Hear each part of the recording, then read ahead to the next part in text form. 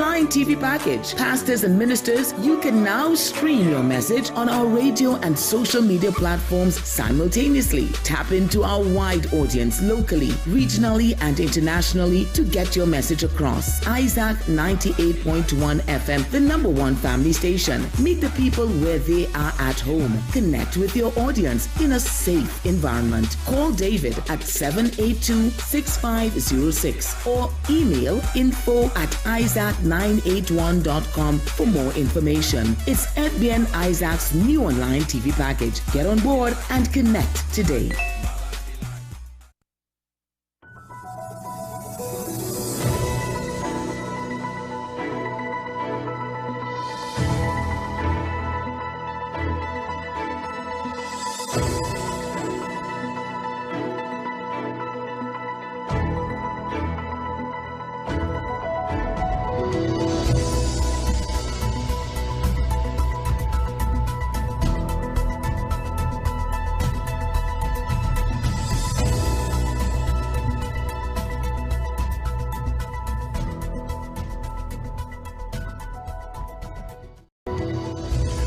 Good evening, I'm Stephen Cummings and welcome again to the Citizens Community Forum. Our objective is always to have an engaging, interactive and civil discourse, and in so doing help develop a culture of peace and understanding through constructive dialogue and, yes, citizens' participation. Our guests are persons who express views and opinions of their own, views which sometimes may not necessarily be that of the FBN network, the Citizens Community Forum, or that of the host. And while our discussion at times can be emotionally charged, we can always find common ground and learn from each of our many views and perspectives. While floods are said to be among the strongest forces of nature, and while ancient Egyptian civilizations considered it a blessing, floods have also wreaked havoc throughout human history. And countries around the world prone to floods have witnessed the loss of countless lives and destruction of infrastructure as well as property. And still, scientists have warned that we would see more frequent and more devastating floods in the future due to climate change and global warming. Heavy rains, dam failures, storm surges, and man-made changes cause massive floods, claiming thousands of lives. It is worth pointing out as well that not all deaths that occur during floods are caused by drowning. It's the starvation, famine, and diseases in the aftermath of a flood that cause maximum fatalities. Now, Trinidad and Tobago, whenever it rains, continues to experience massive flooding in many parts, and being an island nation is no stranger to water by its very geographic location, but may still have to learn more about flooding and the human and socio-economic impact or social cost. Well, this evening inside the Citizens Community Forum, our topic, assessing the human and socio-economic impact of flooding in Trinidad and Tobago.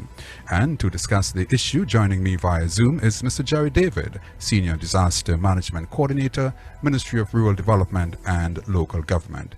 Mr. David, good evening to you and welcome to the Citizens Community Forum. Good evening, sir, and I'm glad to be here. We're happy to have you.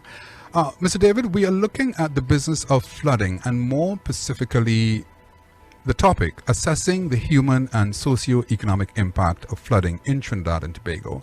And I want to start off the discussion by asking, Trinidad and Tobago is certainly no stranger to flooding and might be among the more experienced in the region from a response perspective.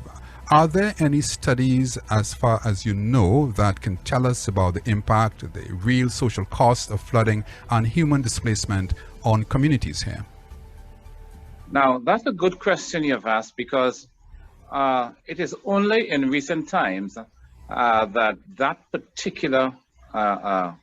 particular question came up as to what is the cost? How much did flooding cost? Yes. I can tell you, for instance, that in 2012, in the Diego Martin region, when I was the disaster coordinator there, and I was not yet at the Ministry of Rural Development and Local Government,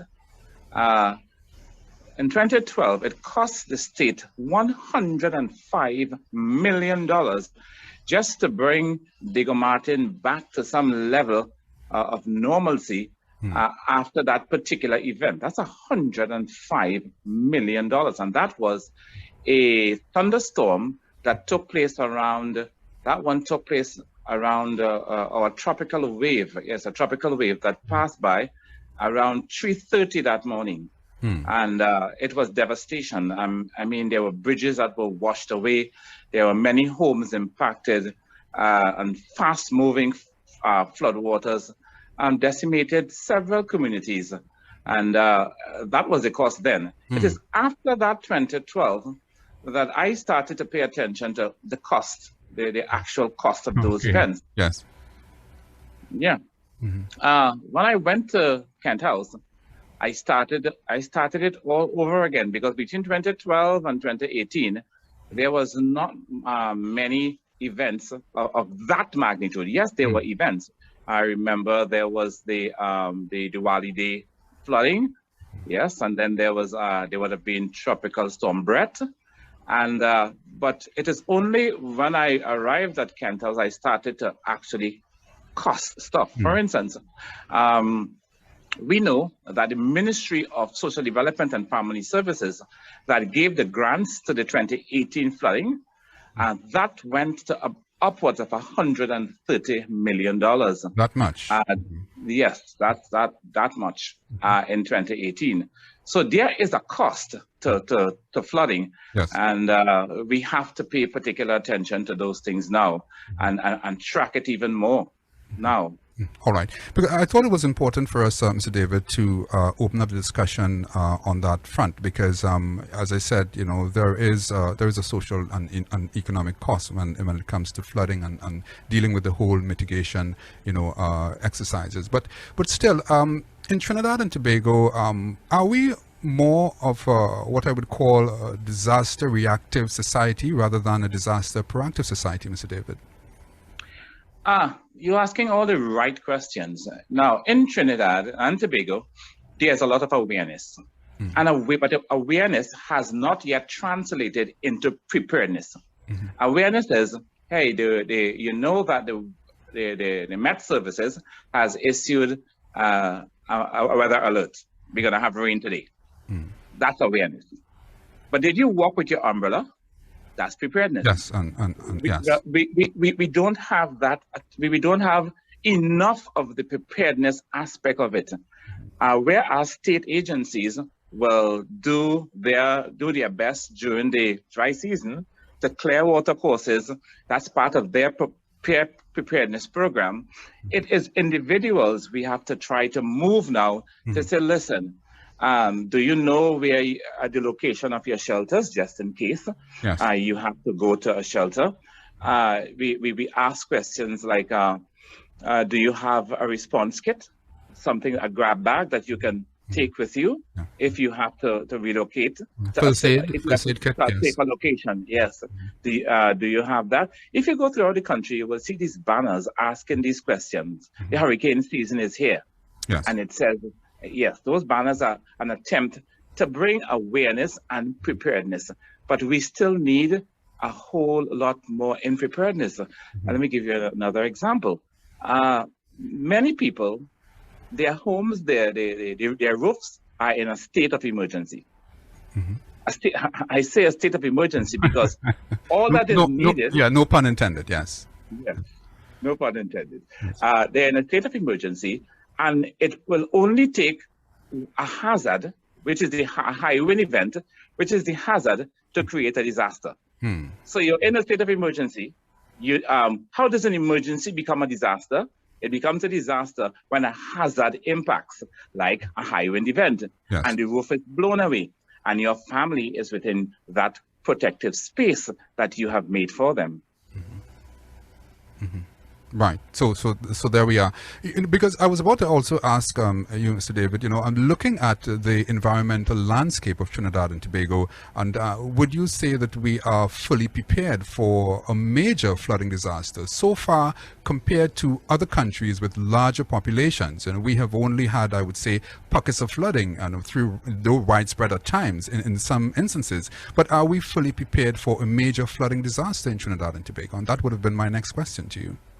Well, I always answer that question because reporters and individuals usually ask that question. So I tend to answer that question by asking the person who's posing that question, are you prepared? Is it that do you know where you live?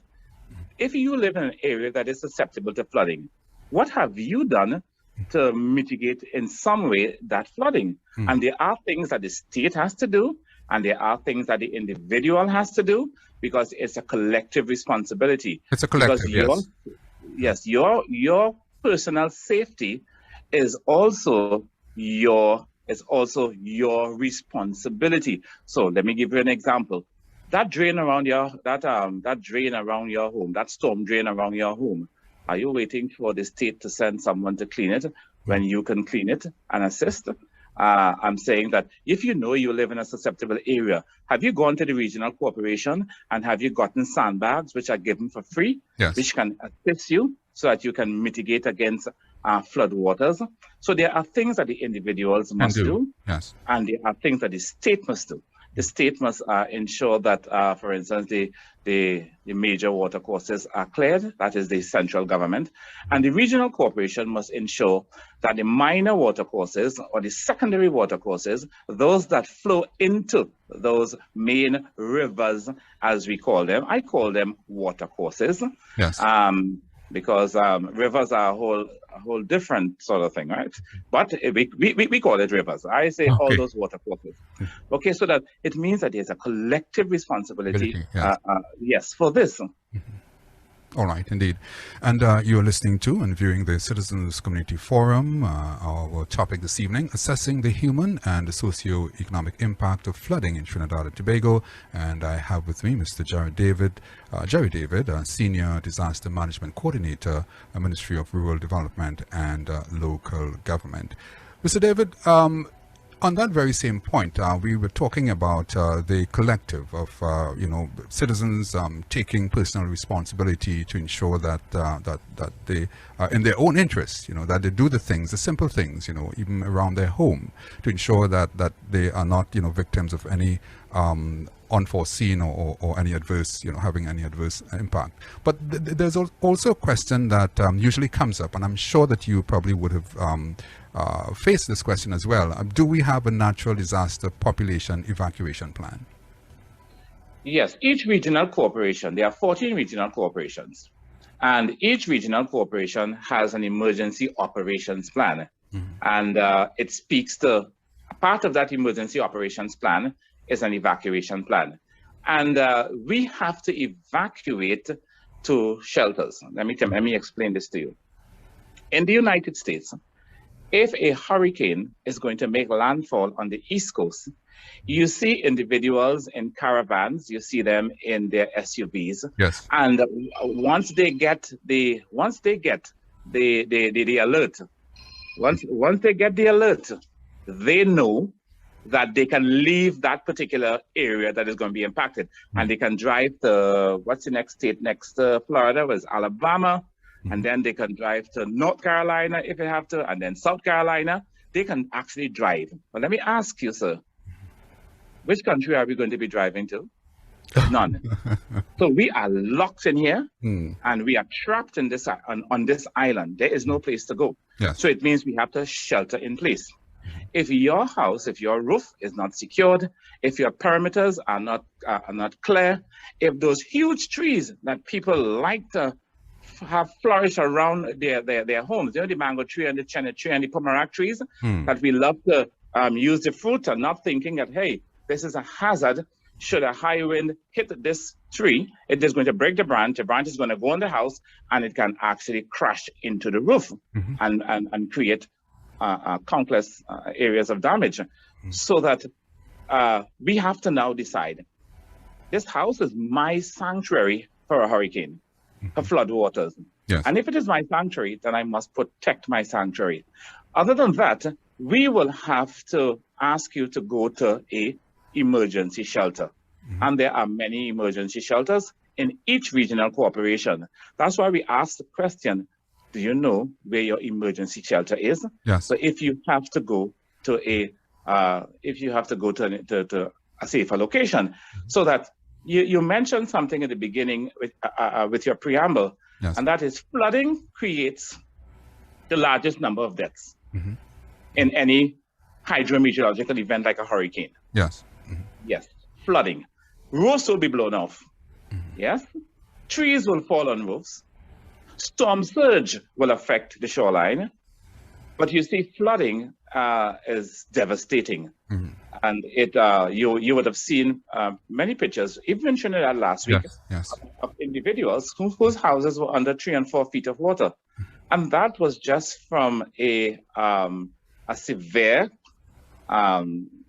hydrometeorological event, as we call it. It was a tropical wave, and the influence of the ITCZ, so that there was a lot of water and many people were impacted. And I always I give my commiserations to many of them still, because we are now doing assessments for them. Right now, up to today, the field officers were in Warrenville. Saturday, last week, Friday, we were all out doing assessments, damage assessments, and needs analysis. All right. So that process is ongoing by the technical people tasked with the responsibility of looking after that. But, I'm also hearing you say, Mr. David, that there might be a deficit when it comes to public, awareness and maybe education when it comes to natural disasters in Trinidad and Tobago, and in the context of our discussion flooding. Because why I say that is we perennially, we see the same things happening all over again. When you check the water courses, and you are, being a man on the ground, people throw, all machinery, metal, motor vehicle parts, all sorts of things come down. And it gives one the idea that we may still not be getting the message, and from an education viewpoint. Do you believe that there is a deficit there? Yes, and however, I must say that has improved somewhat over the years. And I think what has happened is that you see these scrap iron people, I have to give them some kudos in that they have been taking quite a bit of the stoves and the old fridges and the old metal, and they have been salvaging them. So I have been looking at that, and over the years, it's just that they can't salvage the old mattresses. So we still find some of them. That's a difficult one. That's a difficult one. So we still find some of them. But the regional corporations have been doing a good job there too. And that there are days when they tell you that they will pick up your white waste, and they will pick up things like mattresses. So there is a little better. What we are seeing in the watercourses is a whole lot of plastic bottles and a whole lot of those styrofoam in the watercourses. And for instance, we will always see a whole lot of tree trunks in the watercourses. For instance, what I observed a week or 2 weeks ago in the Port of Spain area, if you traverse that area, you would have seen on Nelson Street area and Duncan Street, huge and Piccadilly, huge stumps that were from fallen trees. But remember, that came from the St. Anne's River. Yes, it came down. Yes, came down through that watercourse. Yes. Yeah, but you see, that was no fault of the city corporation, because way up in the hillside, trees fall, right? Trees will naturally fall. Trees get rotten and trees will fall. And they would have fallen across the watercourse. And that particular a torrential shower brought down all those debris, that debris, and we found branches and tree trunks. So that, but a great number of plastics.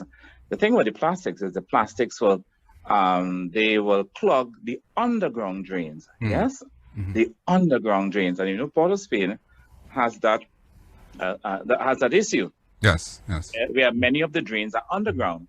And when folks throw all the styrofoam and the plastic bottles into the drains, then it clogs the underground part of it, and you find water takes a little slower to leave the city of Port of Spain.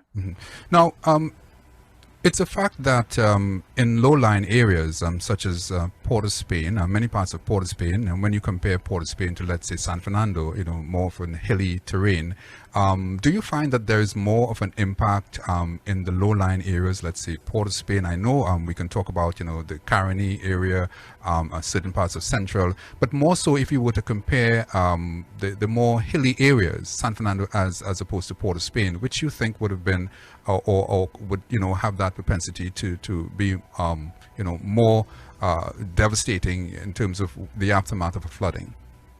Okay, first let me tell you what types of flooding there are. There is the flash flooding, there is the pooling type flooding, and then there's the riverine flooding. Okay, now the flash flooding that comes from the Met Office quite often, the riverine.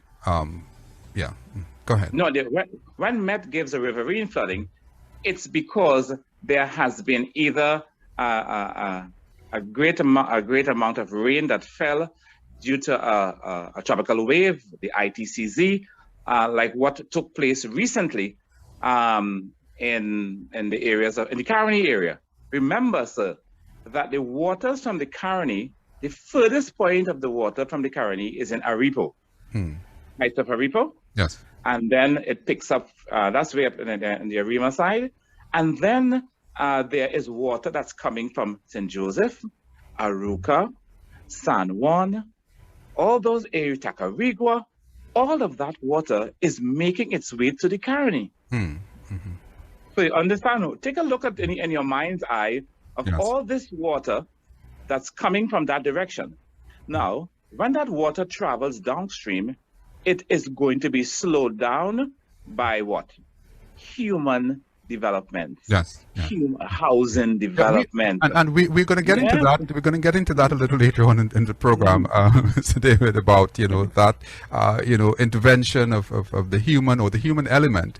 We're going to discuss that in a short while. But just getting back to the point there. Let me get back to the question. Yes. You would find San Fernando, like San Fernando had flooding today.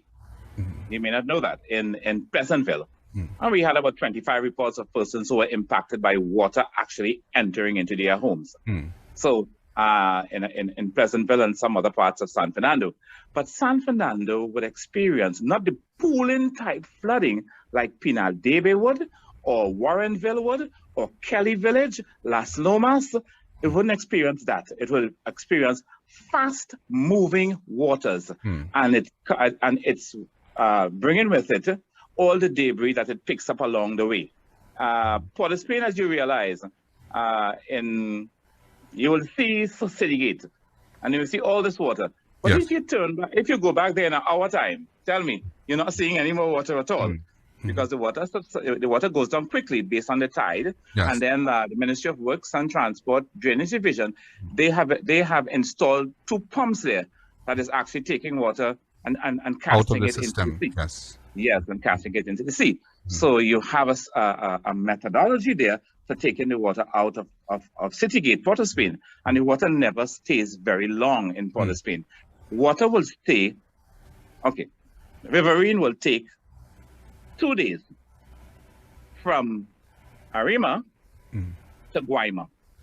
Okay.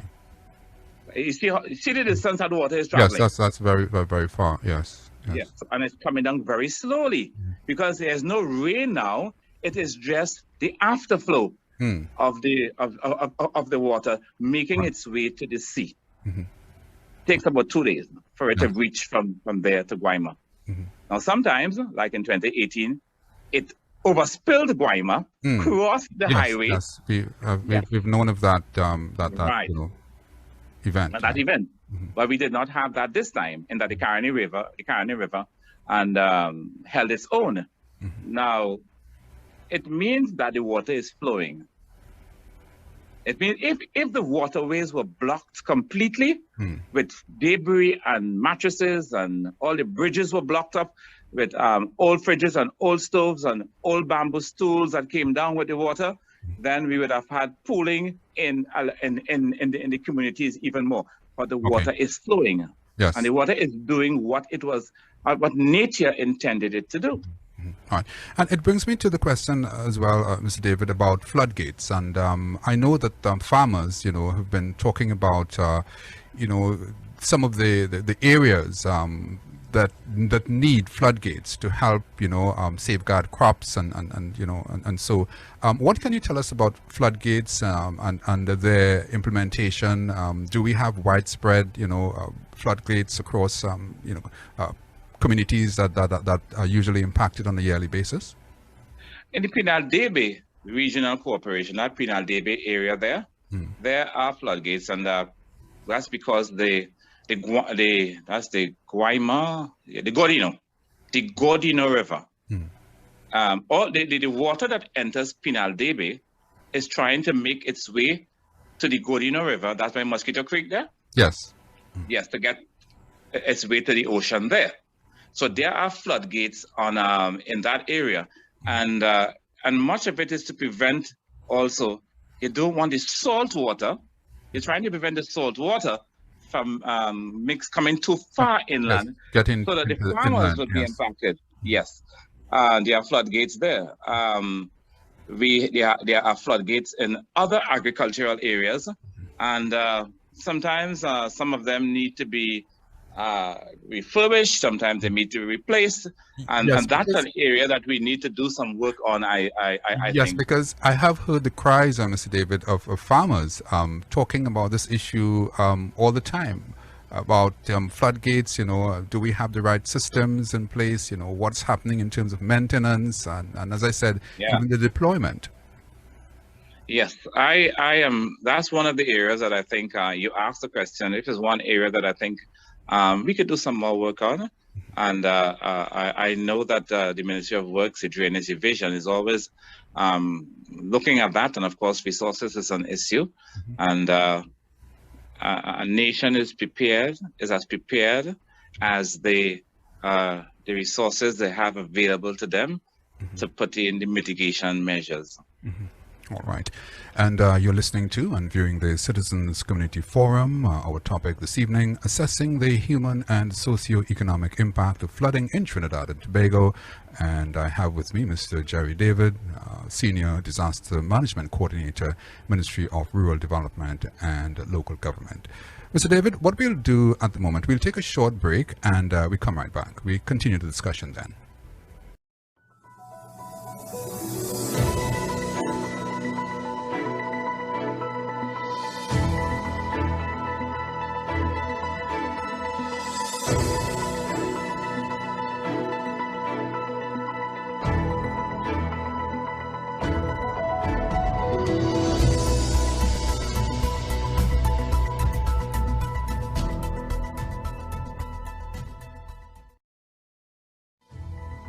Hello, I'm Stephen Cummings. Join us every Wednesday for the Citizens Community Forum. Where are we now? Your assessment. We're in a very dark place. As Mr. Vivian Icol wrote in a title of his book, we are in an area of darkness. The structure of the economy between 2009 and 2019, Stephen, landed this economy in the 25 worst performing economies in the world. Even my honest answer is, except for the poorest and most vulnerable, we have to cut it. It's not as if we have a choice. And that's why I'm saying, Stephen, we really need some clear guidance and direction from the government in terms of what's the long-term plan. We know we're in a dark place, but we need you to be able to show us the light and show us, well, okay, we're headed in that direction. We don't want to end up like the Israelites wandering for 40 years in the desert and making no progress whatsoever. And we are streaming live on YouTube, FBN TV, Facebook, and Isaac 98.1 FM. Every Wednesday, 8 to 9 p.m.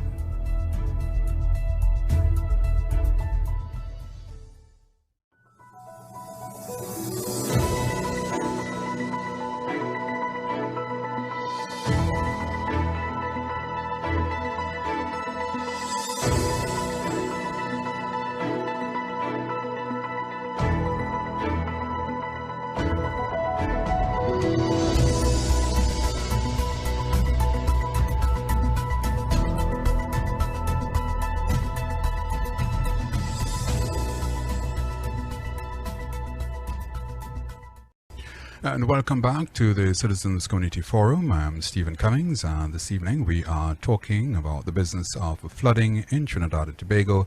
Of course, looking at the socio and economic impact of flooding. And of course, Trinidad and Tobago, no stranger, is not unique, in that sense when it comes to issues of flooding and some of the impacts of that. Mr. David, welcome back. I'm here. Nice to be back. Yes. Thank you so much again for reconnecting with us. I wanted to address or look at the issue of a fund. I've heard that that there in other countries you have what we call a national disaster fund, and I had a discussion some time ago with the Honorable Prime Minister of St. Vincent and the Grenadines, the Right Honorable Ralph Gonzalez, and I just wanted to get a listen to that short interview that I did with him on this very same business of of a disaster relief fund, and we will continue the discussion. Let's just get a little listen to that interview. Executive action, so I have to go to Parliament. It's interesting, Prime Minister, that you mentioned having to go to Parliament. Okay, we will get to the top of that, and this is the interview. If you were to look at what it would cost to put the island back on a path of continued growth, what would that be in terms of finances? The recovery effort would take hundreds of millions of dollars, and it would take a long time. Hundreds of millions of US dollars. We'd put aside 20 million US dollars in a soft loan from the World Bank in what is called a catastrophic deferred drawdown option. If there's a natural disaster declared, or if there's a public health emergency, I can get that money right away. I can only spend up to $25 million by way of special warrants, executive action. So I have to go to Parliament. It's interesting, Prime Minister, that you mentioned having to go to Parliament. I was concerned about the bipartisan approach. Far more important than any contrived bipartisan approach at a formal political level is that there's immense social solidarity and a great deal of unity about St. Vincent and the Grenadines being in a very difficult situation. They recognize that we are metaphorically on a dangerous road to Jericho. Prime Minister, if you were to look at what it would cost to put the island back on a path of continued growth, what would that be in terms of finances? The recovery effort would take hundreds of millions of dollars.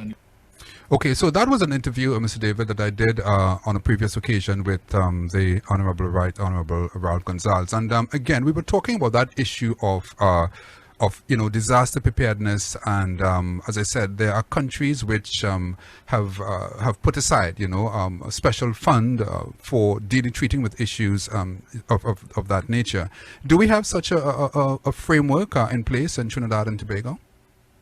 Now, before I answer that, let me tell you what I have always advocated. Mm-hmm. I've always advocated as a percentage of our GDP should be put aside every year in the same manner as we would treat with the Heritage and Stabilization Fund for disasters. Climate change is real. It's a new reality.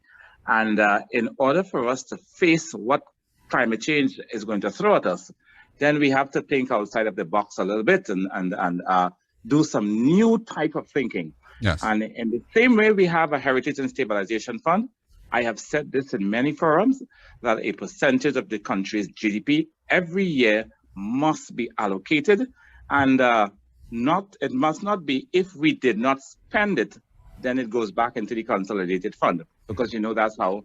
Yes, that's how the finances work. Yes, in terms of transfers. Yeah, yes. Right. I'm saying no. If let's say we had that year 100 million, and we spent 5 million. The other 95 million must go over and be held, and it should be added to the next year's percentage. Budgetary allocation, yes. Yes. If we do that, I think we'll be in a good place for when we are hit by a major disaster. Right now, we are part of CRIFT. It is like an insurance type of mechanism we have that we pay into, and for disasters. But I think that for a major disaster, And I never call this on Trinidad and Tobago. But I always tell my permanent secretary, I am paid to think about the worst happening to Trinidad. Yes, so that I can prepare for it. It's part of but being proactive. I don't want it.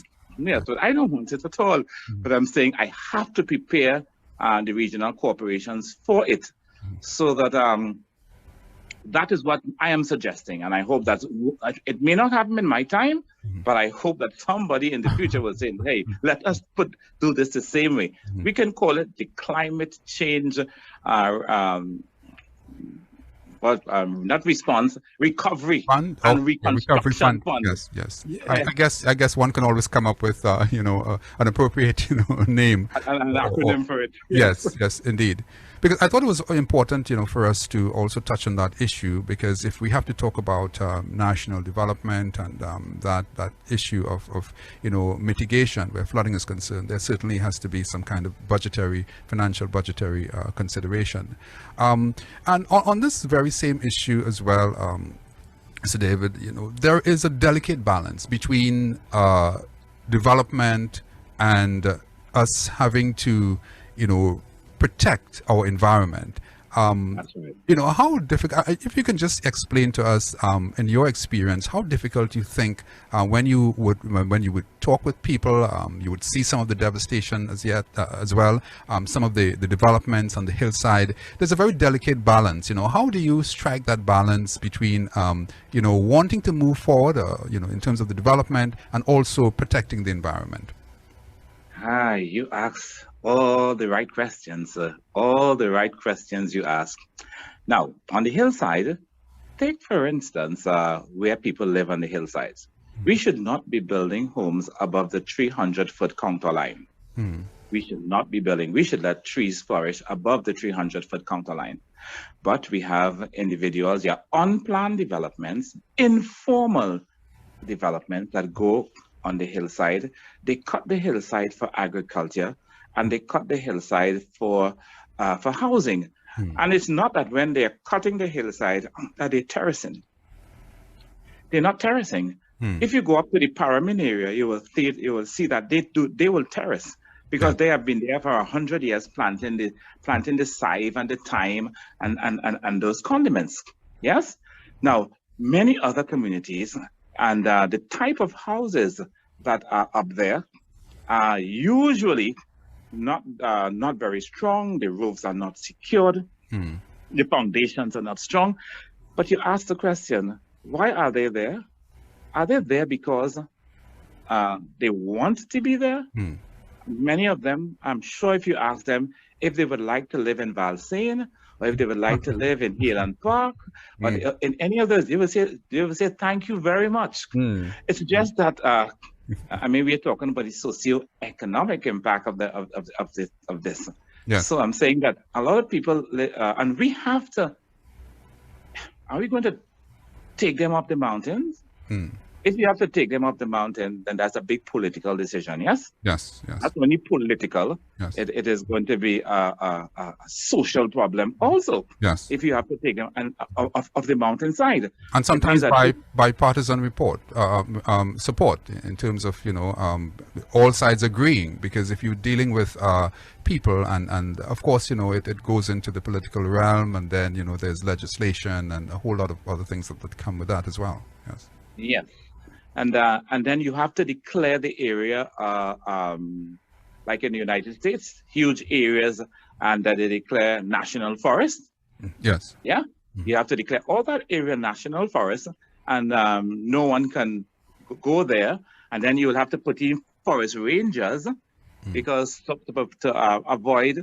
prevent persons from going there and building, and then you have to relocate them to another area. Yes.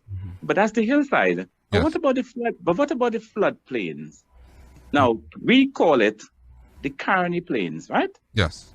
Or the South Oropouche Lagoon. The Caroni Plains. What we forget is the Caroni floodplains. We forget. You see, it's the Caroni Plains. Yes. We forget it's the Caroni floodplains. Yes. When the indentured laborers came to Trinidad, the early ones who settled in that area as East Indian people, they built those early houses on stilts. Yeah. Yes. Many people who drove to that area in the 50s will tell you most of the houses, they were built on stilts, because remember, they came from an area that is in India that they faced flooding. So they knew that they had to build their houses on stilts. The new generation has definitely, they have built the houses on columns, but here's what happens. Soon the boy or the girl gets married, and the parents don't want them to go far from them. So here's what they say. So there's another structure that comes up alongside. Downstairs. And then you begin to see the emergence of building structures, which form themselves into mini communities, and therein lies the problem. So you see. So what are we going to do about that? These are our countrymen. Yes. Just to begin, I'm always sympathetic, because I always say these are my brothers and my sisters who live there. So I am very sympathetic towards their plight in having to live in areas like this. You know what I say? I say, if you're living in an area like that, know your risk.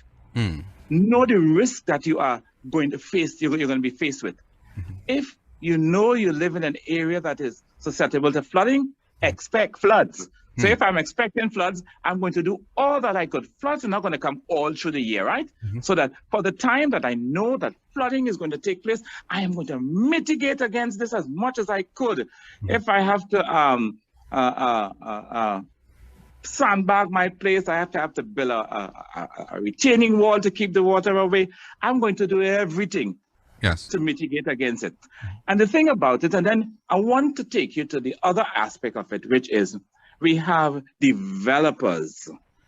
We have developers who I say sometimes, and I say it very quietly to you, who believe they have more money than God. And because of this, they put up these huge developments.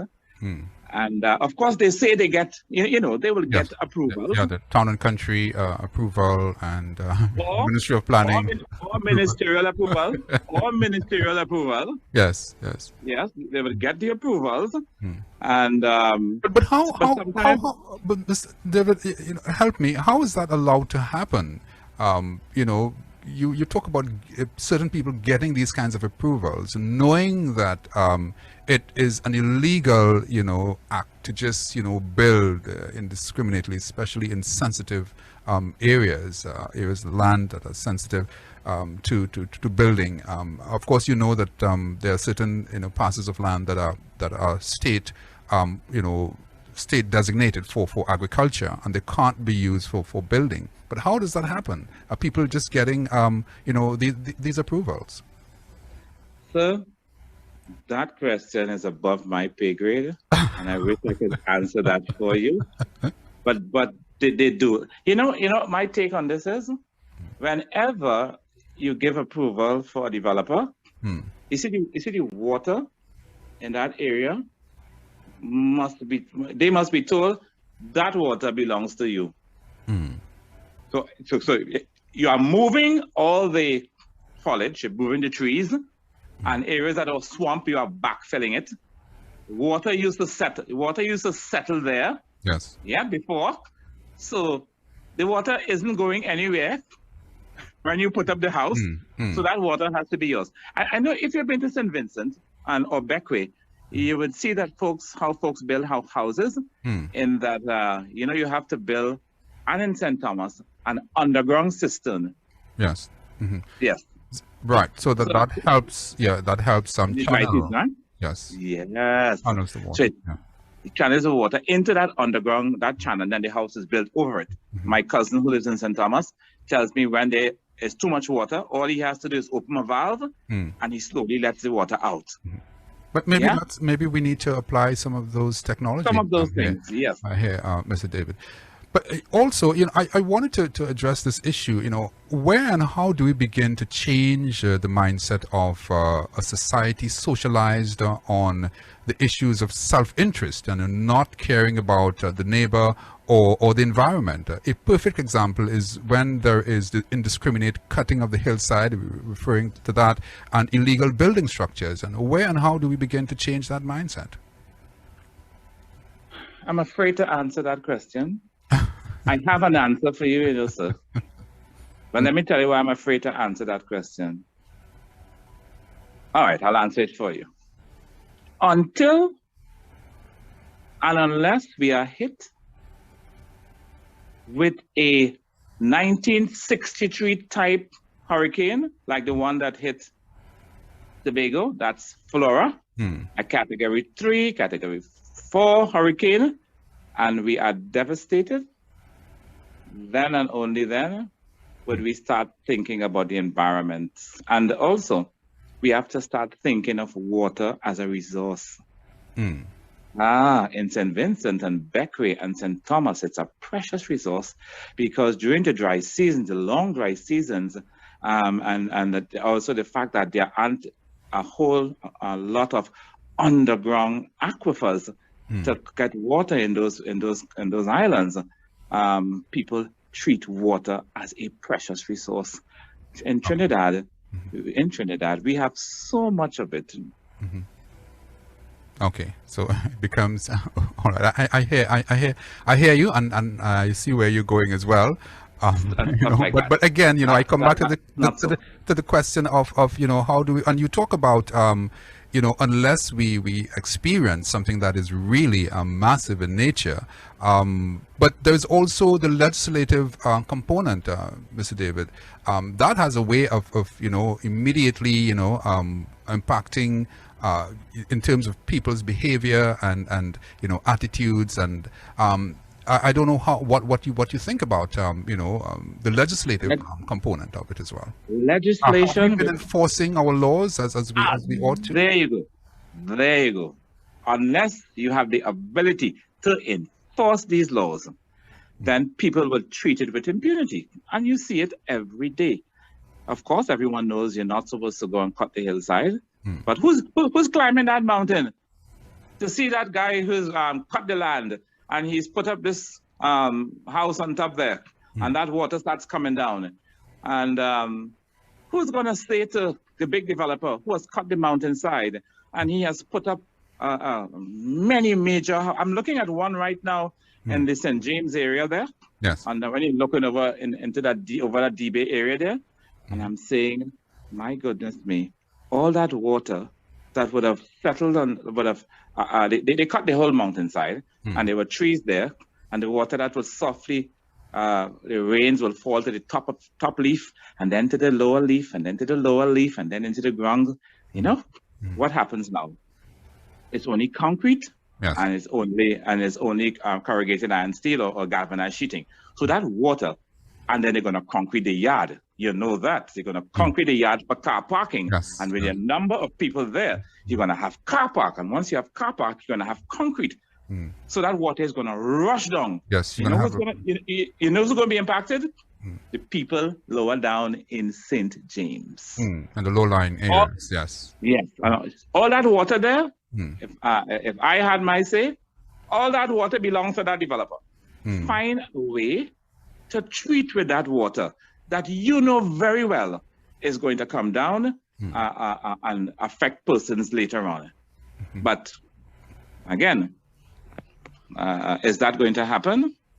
I don't think so. Okay. In my community a couple of years ago, they were building some apartment buildings, and they had consultations with the community, and I told them I'll give you all no end of trouble if you all don't show me where you're going to keep that water. Okay. You know what they did? They built a huge underground system to capture all their stormwater. Okay, so at least they were keeping up with the technology and that which we would have made reference to, certainly.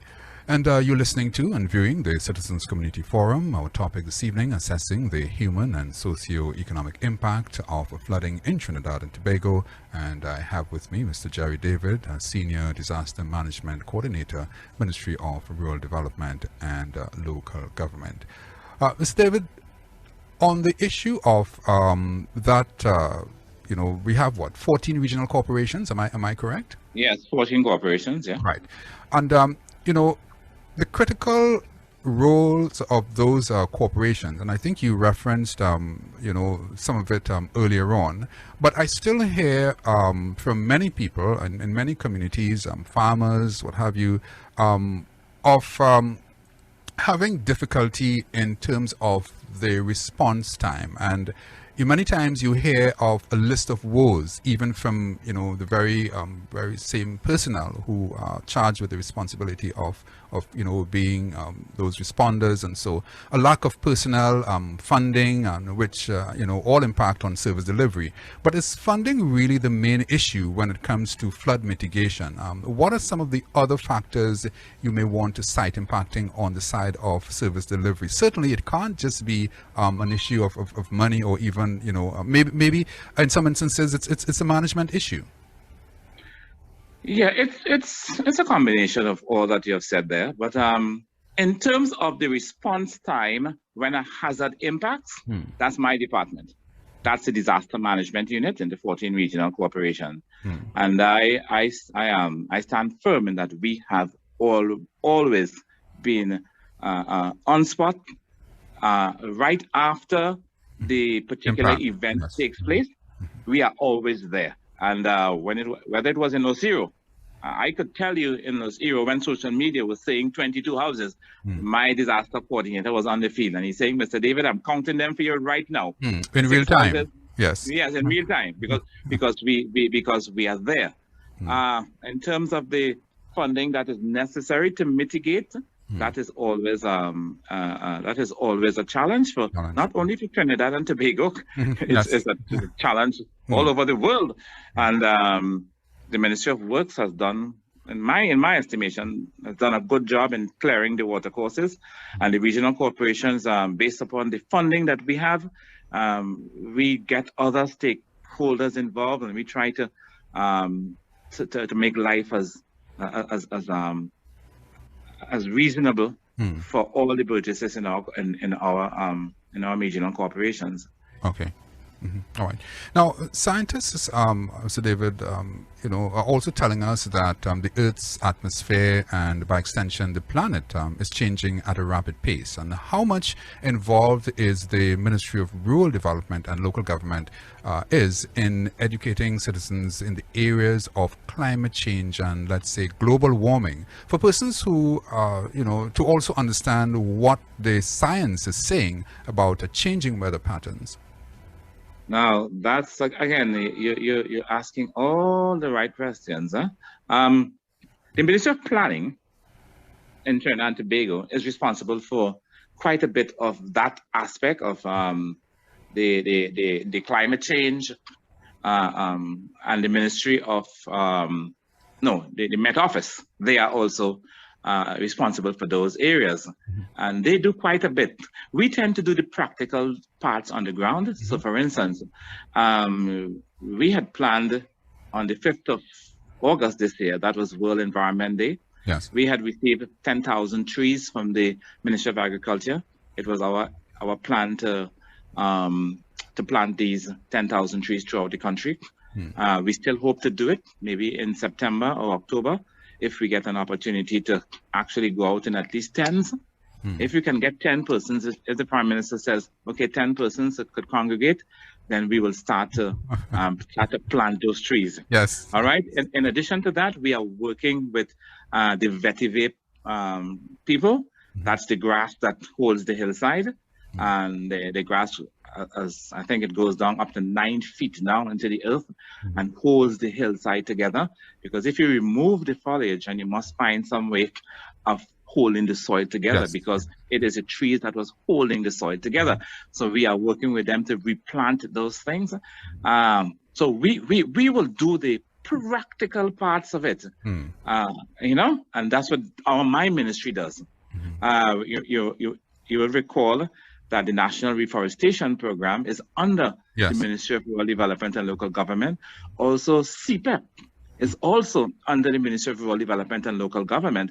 So all these entities, we will do the practical things on the ground, while the Ministry of Planning, they will do the strategic part of the planning, and also Met Office when it comes to the whole question of climate change. Right, because I know that is an important issue as well, because all that's happening with, you know, changing weather patterns and storms and floods, and, you know, the scientists are telling you that it all comes back to, you know, this very same, you know, changing in weather patterns. And I know that while other countries have advanced in terms of the technology, my question to you had to do with whether Trinidad and Tobago is also, you know, in that sphere of looking at the technology, and not just looking at the technology, but from an educational viewpoint, maybe within the schools, which I'm not sure if there is a vibrant, you know, program within the school system that would treat with that next generation that is, you know, that would soon replace the current generation. Now,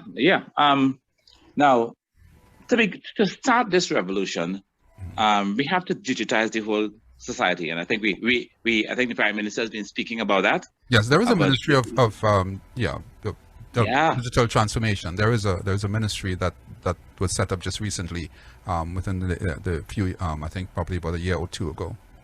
You're right, and you will also find that there are a lot of individuals who are doing environmental sciences now. When I was at university, there was no environmental sciences like there is now, and there are many more earth sciences courses offered where you can get up to a doctorate in it. It was that was not there when I was at university. Okay. So not to say that you've been left behind, Mr. David. Not to say that you've been left behind. But you are. I try to keep up with them. I try to keep up with them because all my girls are educated at that level. So yes. We have to keep. We definitely cannot be left behind, and all the science that we need to bring to bear on this society, in terms of protecting the environment and how we build. And I wanted to prefer this particular suggestion to you, and get your opinion in it.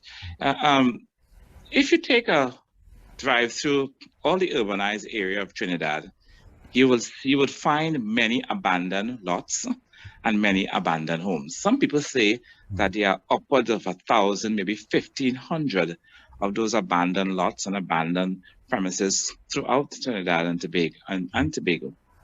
Now, I think the state should buy up all of this and put its housing projects there. Why?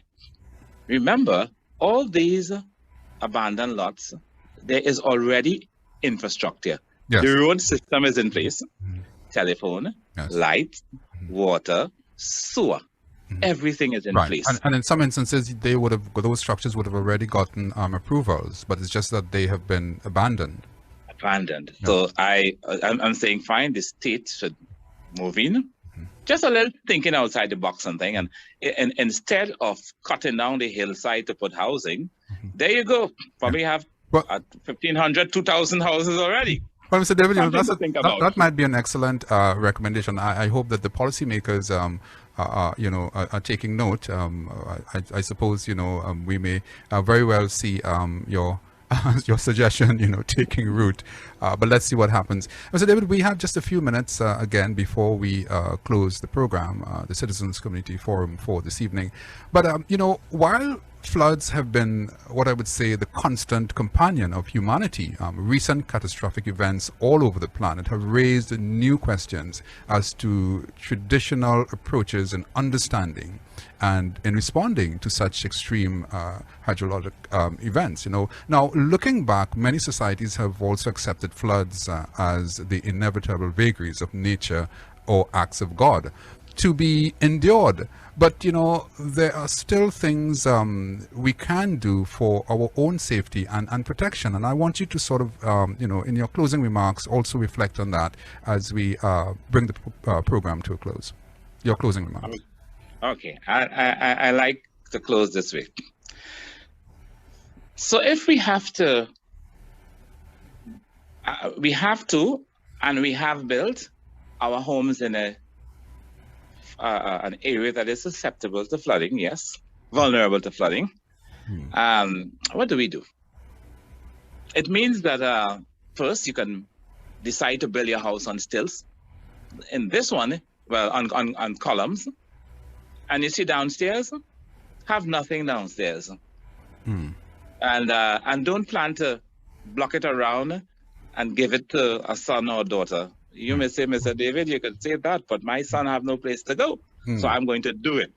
But even though, if you do that, know that there is the attending hazard that is going to approach. Yes. So that, for instance, don't put carpet downstairs, right? Yeah. Yes. Don't put carpet downstairs, because if you put carpet downstairs, you're going to be changing carpet all the time. Okay. If it is, that you are downstairs, then you have to put your appliances on a height, on bricks or some sort of thing to keep it off the ground. Yes. Yes. What about the plug in your house? It means you can't put the plugs, the normal 18 inches off the ground, I think it is, that is standard. You may have to put the plugs up a little higher. Yes. And I hope I don't get licks for this again. But I'm saying that appropriate type furniture. You could remember Morris chairs. I'm sure you're old enough to remember Morris chairs, right? Yes, Mr. David. Not exposing too much, but yes. Yes. We had to go back to Morris chairs, but that's no one thing that that would have served very well in those because it means you can move the cushions quickly. Yes. And if it gets wet, you just take them outside. Yeah, another mitigation. Mitigation exercise. Yes, I'm calling it common sense approaches to stuff. Common sense approaches to it. Your pantry, always be sure that you can have your food high up, because you can't have your pantry too low down, because all the water is going to come and wet all the food. Yes. You need a whole lot of common sense approach if you have done that. Right. If you decide to accept that risk, that I know where I live, and I'm going to be susceptible to flooding sometime or the other, then you will have to take that approach to it. All right, a common sense approach towards mitigating flooding. Mr. David, we'll have to leave it at the moment. I want to thank you so much for taking the time to sit with us inside the Citizens Community Forum, and we have to talk again. I see that there are so many other areas that we haven't actually touched on, but I think that we might have another opportunity to talk with you again on this very same business of flooding. We have to leave it at the moment. Thank you so much again. Thank you, Stephen. I'm glad to have spent this time with you this afternoon. Yeah, thank you. And that was the Citizens Community Forum for this evening. We were looking at assessing the human and economic impact of flooding in Trinidad and Tobago. And with me, Mr. Jerry David, Senior Disaster Management Coordinator, Ministry of Rural Development and Local Government. So that's our program for this evening. I'm Stephen Cummings. See you next Wednesday. It was a famous poet who once said, "They came for the Jews, and I did not speak out because I was not a Jew. Then they came for the communists, and I did not speak out because I was not a communist. And then they came for me, and there was no one left to speak for me." Words there from famous poet Martin Niemöller, 1892 to 1984.